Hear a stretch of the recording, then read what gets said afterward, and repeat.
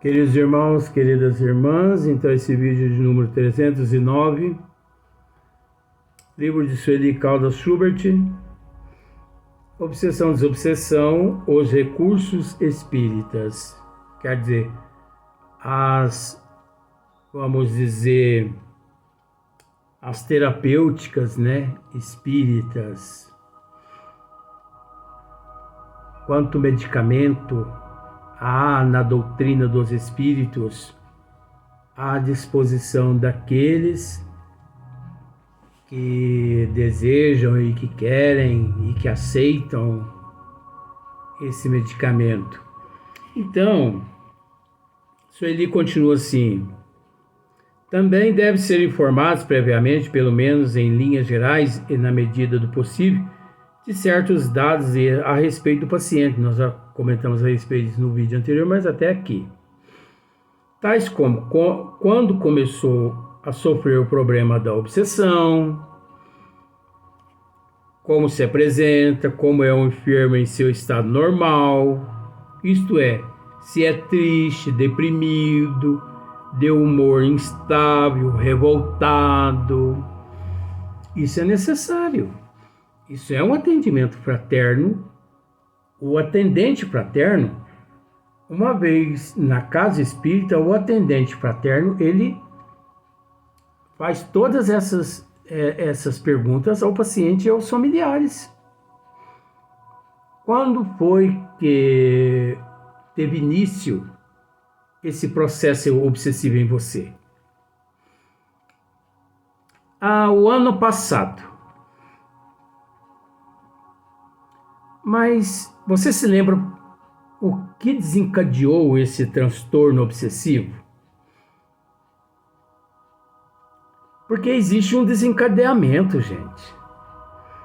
Porque existe aqueles transtornos obsessivos que aqui na Terra desencadeia-se através de alguns transtornos. Vou explicar já. Como existe também aquelas obsessões crônicas que a pessoa já nasce. Desde criança, a pessoa já apresenta aqueles quadros neurológicos, necessitando a criança de um acompanhamento de psiquiatras e tudo mais. O índice de crianças no mundo que faz uso de alucinógenos, medicamentos psicotrópicos, é imenso. O índice de criança que faz acompanhamento com psiquiatra no mundo é imenso. Criança dos seus 5 anos até ali por seus 12, 13 anos. É imenso. No mundo, o consumo de psicotrópico é imenso nessa faixa de idade. Então existe aqueles casos de obsessão que a pessoa que é crônico, que a pessoa já nasce sendo ali perseguido pelos obsessores.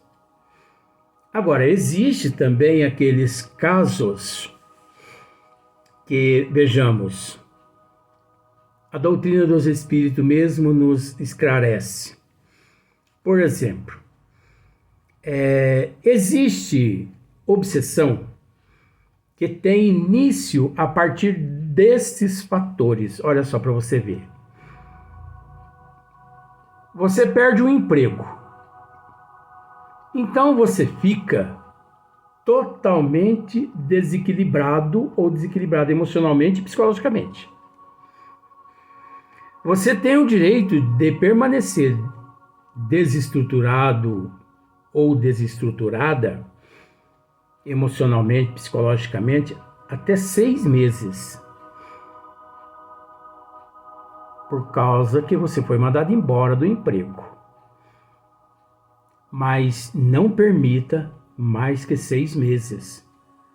Porque se passa dos 6 meses, aí aqueles clichês, eles se abrem no campo psíquico e através daqueles sentimentos negativos da pessoa, aquela baixa autoestima, os obsessores a encontram. Então tem pessoas que ficam deprimida, angustiada, melancólica, obsidiada, depois que perdeu o namorado, depois que perdeu a namorada, depois que perdeu o emprego, porque procura emprego e não acha. Quando as contas chegam e que não tem dinheiro para pagar. Outros entram nesses quadros todos, porque traz no seio consanguíneo pessoas com vários transtornos. Então aquela pessoa que presencia várias situações complicadas em casa, aqueles filhos, veja bem, aqueles filhos que presencia conflito entre os pais. Quase sempre aqueles filhos, eles crescem emocionalmente, psicologicamente. Eles crescem com algum tipo de síndrome, algum tipo de pânico, algum tipo de... Enfim, você entende?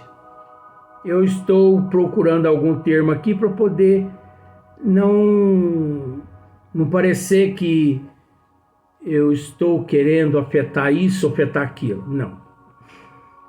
Então, aqueles sentimentos de culpa, né? Então, quase sempre aqueles filhos, eles crescem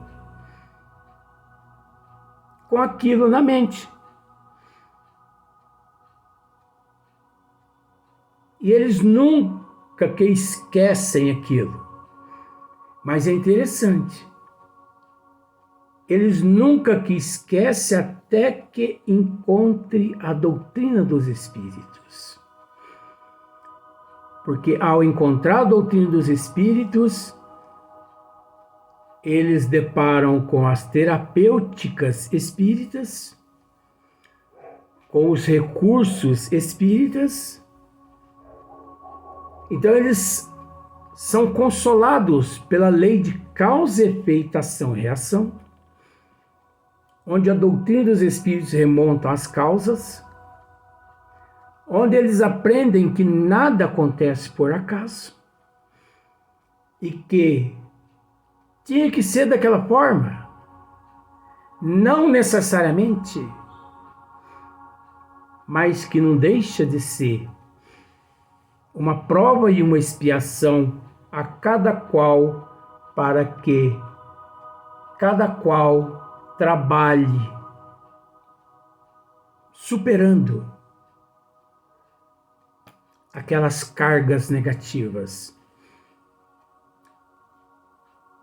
Podemos dizer que, se fôssemos espíritos evoluídos, obviamente, não contrariaríamos, né?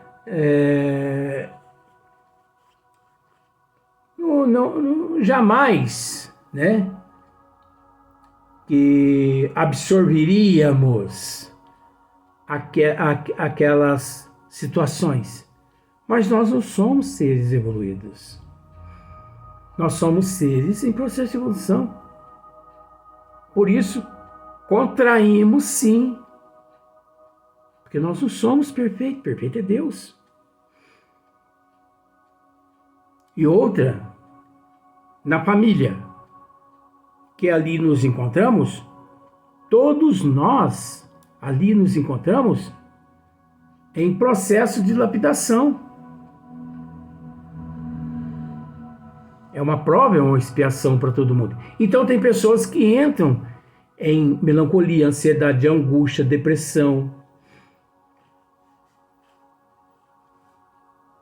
Tem pessoas que saem para o mundo e desaparecem.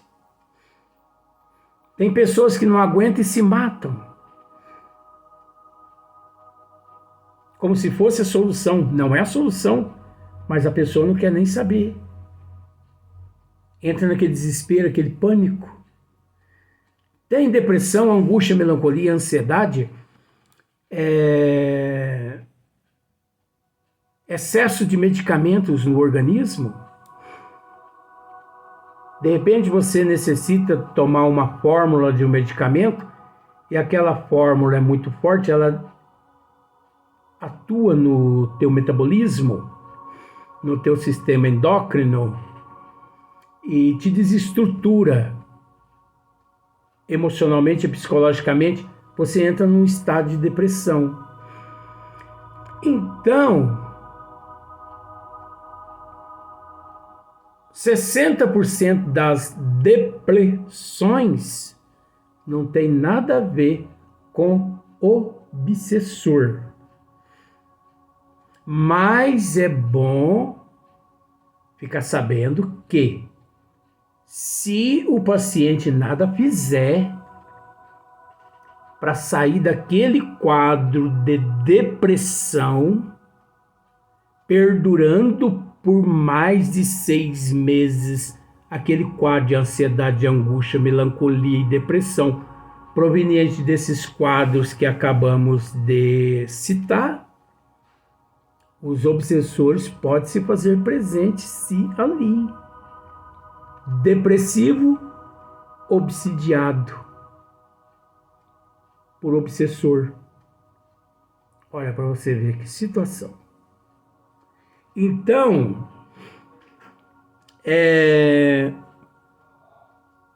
por isso que a equipe da Casa Espírita tem que ter muito conhecimento. Porque é preciso que a equipe que chega ali àquela casa, por exemplo, chega uma equipe de médios na casa do Gervásio. Então, com a caderneta, é lógico, é preciso se inteirar de tudo que está acontecendo com o Gervásio. É preciso se inteirar-se de tudo que está acontecendo com o Gervásio. Procurar saber o que levou ele a aquela depressão, se ele é agressivo, se ele é uma pessoa calma, se ele está tomando, algum psicotrópico, se ele está sendo acompanhado por algum psiquiatra. E, enfim, há muitas questões que precisa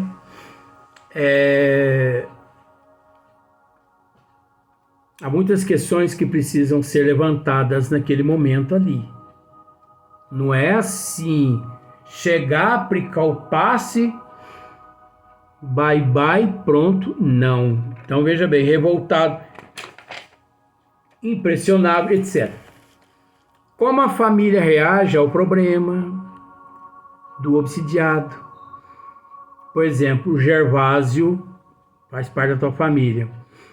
Como você reage sabendo que você tem um irmão ou uma irmã ou uma outra pessoa qualquer na tua família que possui esse tipo de transtorno? Gervásio na tua família é obsidiado. Como que você reage a esse problema? Você é solidário com o Gervásio? Você ajuda o Gervásio? Você é compreensivo com o Gervásio?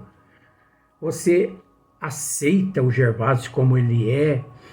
Você procura acalmar o Gervásio? Ou não? ou você é revoltado ou revoltada pelo fato do Gervásio ser do jeito que ele é. Se aceita a orientação espírita, a família aceita a orientação espírita, o Gervásio aceita a orientação espírita, a família aceita a orientação espírita, aceita o passe, aceita que a equipe de médios vá ali aplicar o passe no Gervásio. Se o doente está fazendo tratamento médico e usando medicamentos, então o Gervásio está fazendo tratamento médico. A equipe médica, a equipe de médios ali vão perguntar tudo isso. Se não perguntar, toca essa equipe da tua casa, porque não está com nada não, tá? Então, se já foi internado em razão desse problema, ô Sebastiano, o Gervásio já foi internado em razão desse problema, dessa depressão, dessa obsessão, já foi, etc. Todas essas informações são de grande utilidade para que os tarefeiros da desobsessão tenham mais segurança e melhores condições de aprender o estado geral do obsidiado. É necessário esse trabalho em equipe. Você tem que saber com quem você está lidando. E quem está lidando com você tem que saber com quem está lidando também. Você tem que se inteirar a respeito da vida da pessoa, do que passa com a pessoa. Esses dados podem parecer desnecessários e que o melhor é deixar tudo por conta dos guias, já que, estando esse ciente do caso, de forma mais ampla e profunda, os encarnados não precisam ser inteirados de tantas minúcias. Esses raciocínios é simplista, pois, na verdade, os participantes da equipe devem estar conscientizados de tudo, o que irá conferir-lhes responsabilidade e compreensão, mais dilatada além de sensibilizá-los ainda mais para o caso em andamento. Então, muitas pessoas pensam assim: não há necessidade dessas minudências, dessas minuciosidades. Isso é querer entrar na vida do paciente obsidiado sem necessidade. Há muitos detalhes ali que não há necessidade dos encarnados ficar sabendo, pois os guias tudo conhecem. Epa, pera lá, não é assim não. Aqui isso ele está dizendo. Não é assim não. Você entendeu? Pois esses que pensam assim são os guiístas. Não existe aqueles passe. Existe também os guiístas. Os guiístas são aqueles que pensam assim: os guias sabem tudo que acontece comigo. Por isso, eu não preciso falar nada com ninguém. Isso é ignorância. Por quê? Porque os guias, eles atuam na parte espiritual do encarnado. Mas nós não podemos esquecer que existe duas partes: a parte espiritual e a parte material. E o responsável pela parte material, quem é? A doutrina dos espíritos nos esclarece: é preciso cuidar do corpo e do espírito. Pera lá, quem é que cuida do corpo? Não é o médico? Quem é que cuida do espírito? Não é a espiritualidade? Juntamente com o indivíduo que opta pela transformação moral? Então, esses que dizem assim, não, os guias sabem tudo, esses são charlatões mistificadores. Esses não entendem de nada. Porque é preciso entender que a espiritualidade cuida da parte espiritual. Nós devemos cuidar da parte física. Então, você chegou na casa espírita, você tem que passar pelo atendimento fraterno, sim. Você tem que passar, o atendente fraterno, ele tem que anotar os seus nomes. Gervásio da Silva Sauro. Ou Gervásio da Silva Barbosa. Pronto, compliquei. Pro meu lado. Gervásio da Silva Barbosa. Ou Gervásio Antônio Barbosa. Ficou melhor assim, né? Quantos anos? 55 anos. Quanto tempo obsidiado? 55 anos. Quantas vezes internado? 50 vezes. Qual hospital psiquiátrico? Gedor Silveira. Quantas vezes te arrumaram a chave de lá para você fugir? 50 vezes. É brincadeira, tá, gente? A gente tem que colocar esse circense, porque nós temos esse lado nosso circense para quebrar um pouco nesse clima, né? Mas nós temos que ali prestar a nossa ficha. Idade, onde a gente mora, o que nos acontece, que remédio que eu tomo, você entendeu? O atendente vai, ele me informa a minha família toda do que está acontecendo com o Gervásio Antônio Barbosa, você entendeu? Se o Gervásio Antônio Barbosa é agressivo, é bravo, é isso, é aquilo, essa é a parte física. Precisa para ser feito isso. Precisa. Os mentores sabem 100%? Sabe. A parte espiritual. Mas a parte material depende de nós. Agora, se os mentores fizerem tudo por nós, que mérito havemos de ter? Nenhum. É isso que as pessoas precisam se conscientizar-se, né? É isso que as pessoas precisam se conscientizar. Tem pessoas que vão à casa espírita e elas pensam assim, eu quero ver se o mentor dessa casa sabe o que está acontecendo comigo. Eu não vou dizer nada. Eu só quero ver se ele vai adivinhar. Adivinhar? Mentor não adivinha nada não. Mentor sabe. Se ele não diz nada, é porque a pessoa está agindo de má fé. Então, aqueles que agem de má fé, não adianta ir lá com má fé, querendo ouvir isso, ouvir aquilo, só para dizer assim, mas como que eles sabem? Que eles não passam isso não.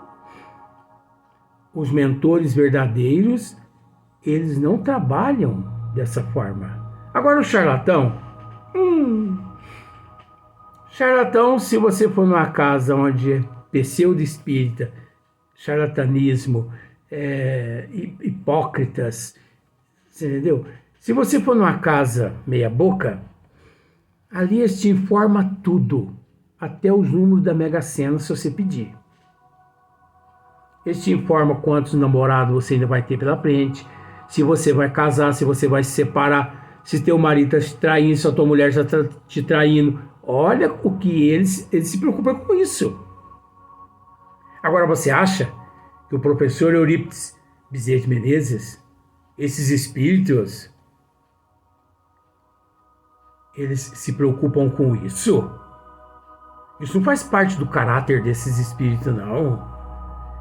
Quem fica aí adivinhando as coisas de um, adivinhando as coisas do outro, isso é espírito charlatão.